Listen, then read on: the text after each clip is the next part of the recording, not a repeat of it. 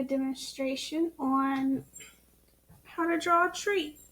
So last week we looked at different types of lines and we drew a lion using those different type of lines that we learned. What I'm hoping is that you paid attention to those different types of lines so that this week you can look at an object or something outside in nature like a tree and you can draw that tree using those types of lines that you learned.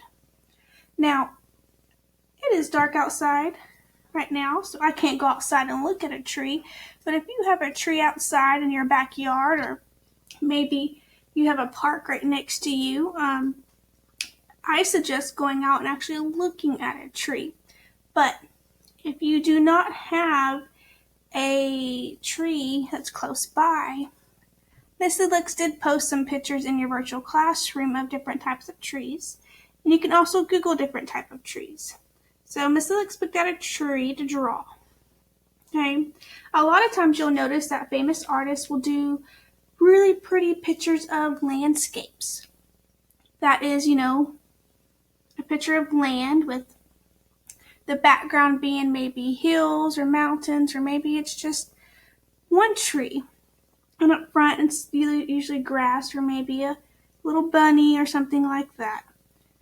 But the main point of today's lesson is I want you to draw the tree on your paper, and I want you to take up most of the paper, but I want you to pay attention to the type of line. So if I look at this tree right now, I can see that I might have some straight lines that are vertical, but really I have a lot of curvy lines. Lots of curvy lines. And some might overlap each other, meaning they go on top of each other. So the first thing I'm going to do is I want to make my horizontal line that separates my ground from the sky. So I'm just going to draw a straight line.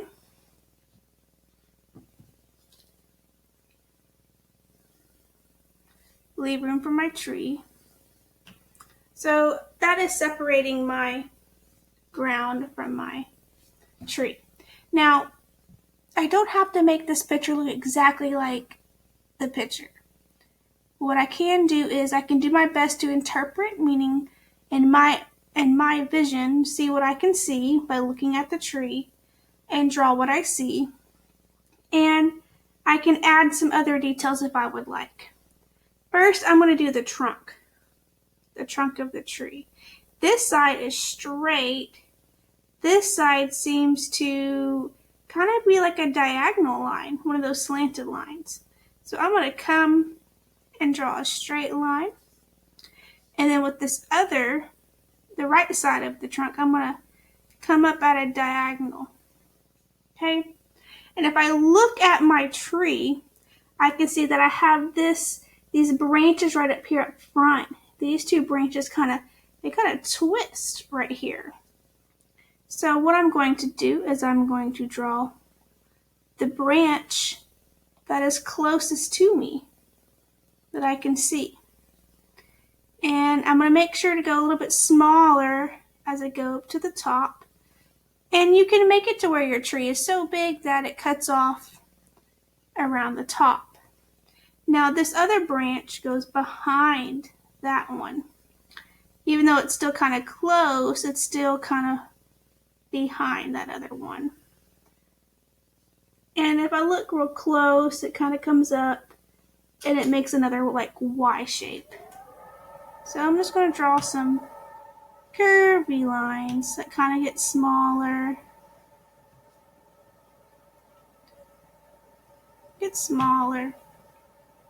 So right now I have this part of my tree done.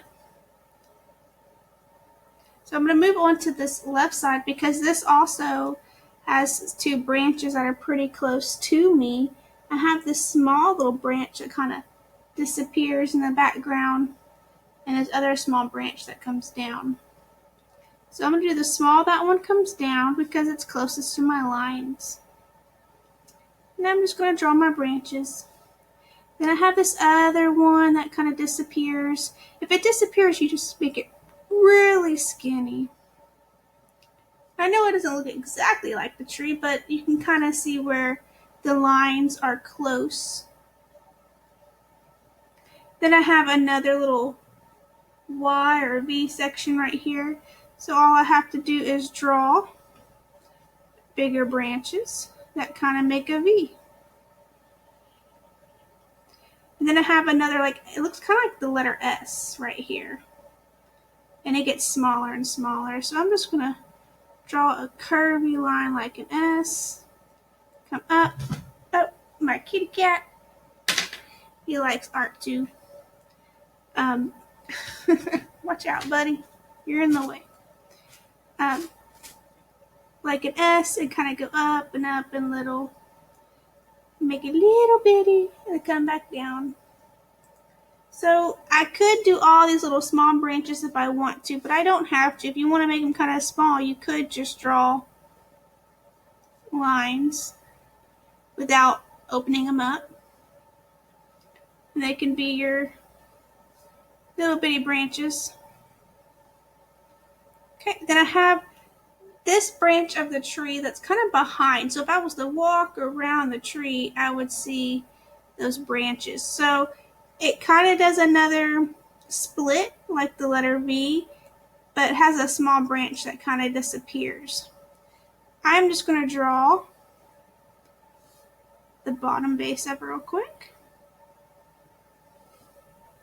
And it goes all the way across my paper because it goes all the way across my little scene right here. So I'm just going to make this branch kind of follow what it's doing right here. If you mess up, you can always get, an eraser. And I'll show you how to make some cool leaves here in just a moment. I made a mistake on erase. Forgot to include that middle branch. So you notice I just kind of draw some little U's right here, and that helps make my little spaces right there. And then and the reason why I picked this tree is because this is a tree that I would like to climb. When I was a kid, I would climb a bunch of trees. I like climbing trees that had limbs low to the ground that I could reach. That way I could climb up them. Maybe not all the way to the top, but I would kind of get a little high up there, but not too high where I feel like I would fall down and hurt myself.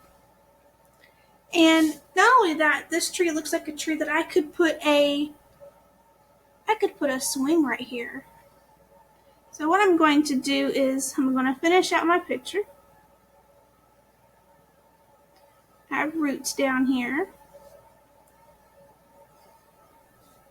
So the rest is green grass. So what I'm going to do is I'm not going to sit here and draw grass with my pencil, but I noticed that there's like a little bit of a heel kind of right here. So I'm just going to draw a line down here. Then I'm going to draw another line across like this. And so what that's going to do, that's going to allow me to make some dark greens and light greens to create those different shadows. So you can use colored pencils, markers, crayons. If you don't have anything like that, you can use pencils. You can sit here and take your pencil and make bumpy lines to fill out the leaves. And you can come inside. There's another way to do it. You can also do like little bumpy lines, little scribbles, little loop-de-loo. And that's what I'm going to do with colors as well. So if you don't have colors, you can use your pencil. You can also come back to the tree and look at it real closely, and you'll see how your branches kind of make the bark of the tree.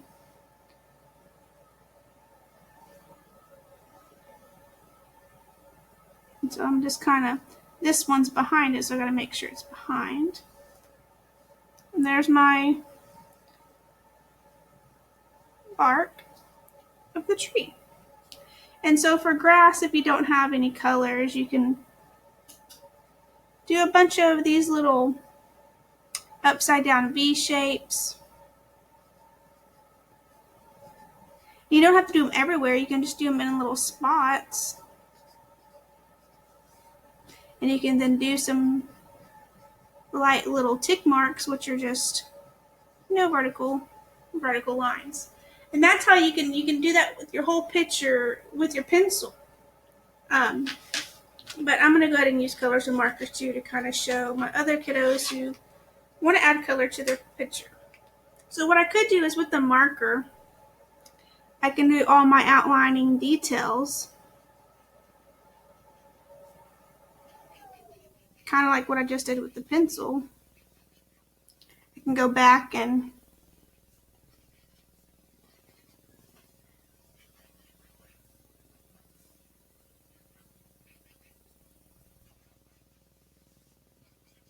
because you know how, I don't know if you've ever laid underneath a tree, but if you ever laid up underneath a tree and looked up into the leaves, do you see light coming through the leaves?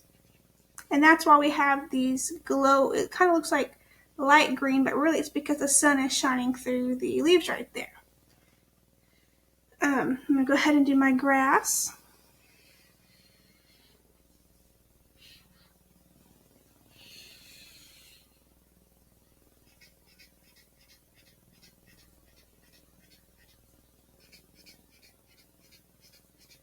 And I'm kind of doing this where I think the grass kind of is shining where the sun hits it.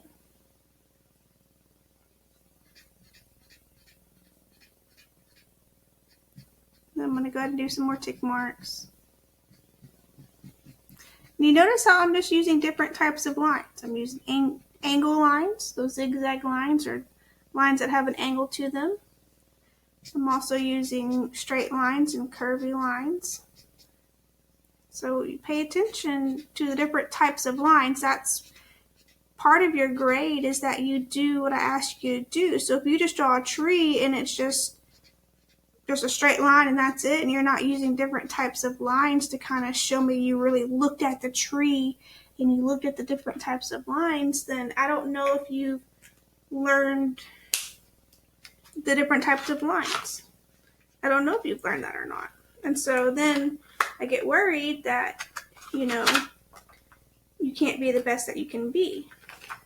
So when I get a dark green and a light green out, and a little bit of maybe some brown. Okay. And so then I can take my dark green and in these areas right here where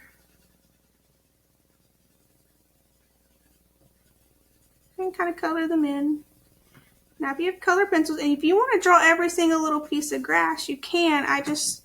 I'm not going to do that for our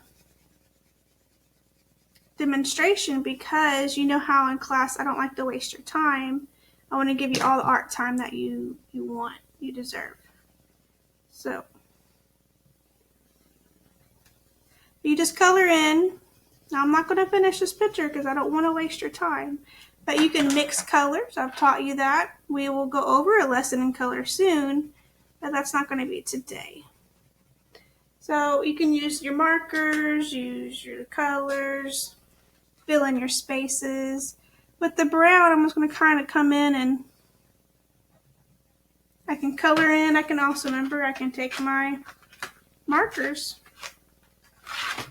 and I can outline those lines and make them darker. You know how to do that if you've been in my art class. You can take a marker, go over your pencil lines and make them darker. See how much darker that is? You can see my tree a little bit better now.